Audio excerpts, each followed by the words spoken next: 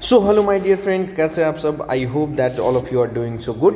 सो बेटा देखो, अभी आप इंग्लिश का पेपर देकर आए हो, अटेम्प्ट करके आए हो, है ना, अपने ग्रेड टेंथ का।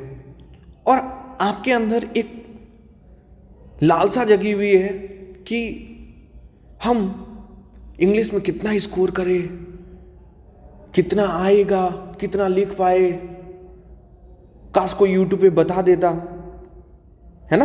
तो इसी पे एक वीडियो है, कैसा हुआ आपका इंग्लिश का पेपर। देखो बेटा, तो सबसे पहला पॉइंट मैं ये बताना चाहता हूं कि यदि आप इंग्लिश के पेपर का एनालिसिस देखने के लिए यूट्यूब पे टाइम वेस्ट करेंगे, है ना, तो इससे कोई बेनिफिट होना है क्या। टाइम यदि आप वेस्ट करेंगे तो इससे आपको कुछ भी बेनिफिट होना है,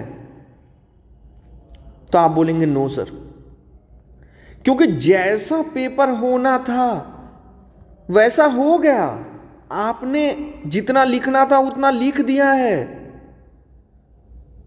अब आप उसको लेकर आप यदि सोचते रहेंगे कि यार कितना मार्क्स आए, उस पर यदि टाइम वेस्ट करेंगे कि मार्क्स कितना आ रहा है, ये पता चल जाता यदि देख लेते तो इससे क्या हो जाएगा। आप बोलेंगे सर सेल्फ सेटिस्फैक्शन बढ़ जाएगा। नहीं बेटा, इससे ना फिर से वही मैं बोल रहा हूं, और स्ट्रेस डेवलप होगा। जितना भी मार्क्स आएगा आपको लगेगा यार ये कर लेते ना, काश ये कर लेते थोड़ा सा तो और अच्छा हो जाता। And there will be no any benefit, कोई उसका बेनिफिट नहीं है नेक्स्ट एग्जाम के लिए, है ना। इसलिए आपको क्या करना है, जैसे ही आप एग्जाम देकर अपने घर पे आए हैं, है ना, इंग्लिश का एग्जाम ओवर हो चुका है, जैसे ही आप अपने घर पे आए हैं, मस्त हाथ पैर धुलिए, खाना खाइए, लंच करिए, एकदम मस्त, है ना। कोई भी आपसे पूछे कैसा हुआ पेपर, सबको बोलिए कि मस्त हुआ है पेपर, स्माइल करते हुए सबको बोलिए एकदम बिंदास, बहुत अच्छा हुआ है पेपर।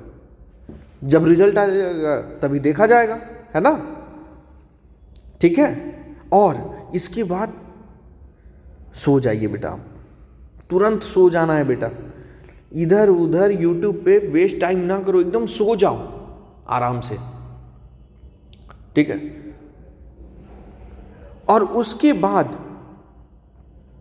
जब भी आपकी नींद खुले, जब भी आप जागेंगे, तो आपको क्या करना है, नेक्स्ट एग्जाम के प्रिपरेशन में लग जाना है। नेक्स्ट एग्जाम के प्रिपरेशन में लग जाना है बेटा, नेक्स्ट एग्जाम की तैयारी में लग जाइए आप।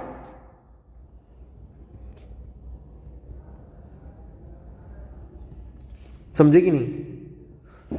अब सर नेक्स्ट एग्जाम किस चीज का है बताओ जल्दी से। तो आप बोलेंगे सर साइंस का पेपर है ना, आप यही बोलेंगे। किसका पेपर है, साइंस का पेपर है। और कब है सर, सर आपका ये एग्जाम है 20 को, है ना, 20 फरवरी को है। तो आपके पास ओवरऑल कितना डेज है, आप समझो। आपके पास है बेटा 15 का नाइट, फिर 16 का डे एंड नाइट,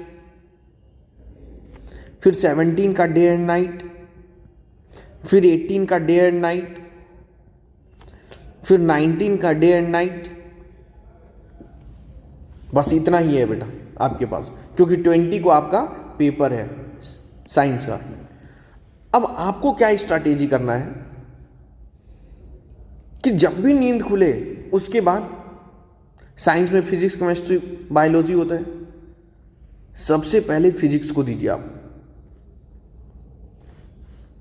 है ना। इसमें दिन में फिजिक्स पढ़ना है और नाइट में केमिस्ट्री।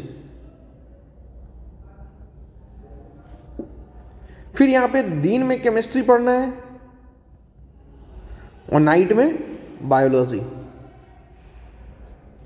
फिर यहां पे बायोलॉजी दिन में पढ़ना है और नाइट में सर पूरा साइंस रिवीजन करना है,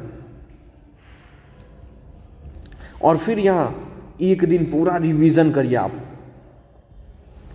ये शेड्यूल को आप फॉलो करिए बेटा, समझे कि नहीं? इस शेड्यूल को फॉलो करिए। और मैं बता रहा हूं 20 तारीख को जब आप पेपर में बैठेंगे ना, 20 तारीख को जब आप पेपर में बैठेंगे बोर्ड के एग्जाम को लिखने के लिए, साइंस का पेपर, देखिएगा कितना ज़्यादा कॉन्फिडेंस आपके अंदर होगा। कहीं इधर उधर भटकने की कोई ज़रूरत नहीं है, समझे कि नहीं? फिजिक्स के लिए 1 नाइट 1 डे, केमिस्ट्री के लिए 1 नाइट 1 डे, बायो के लिए 1 नाइट 1 डे, और उसके बाद 1 दिन और पूरा नाइट क्या करना है? रिवीजन करना है। You will be going to score very good marks in your science exam. ठीक है, ठीक है बेटा, तो ज़्यादा टाइम हम वेस्ट नहीं करना चाहेंगे आपका। So thank you so much, nice to have you all here. We are going to meet soon in the next session. Till that bye bye, take care. बेटा कैसा हुआ आपका पेपर? बेटा कैसा हुआ आपका पेपर? इस पे टाइम वेस्ट मत करिए, इधर उधर मत देखिए कि इंग्लिश का पेपर कैसा हुआ, इंग्लिश का पेपर कैसा हुआ, समझे कि नहीं? बस अब आप लग जाइए नेक्स्ट पेपर के प्रिपरेशन में, कोई एनालिसिस नहीं देखना है। ठीक है, थैंक यू बेटा, थैंक यू।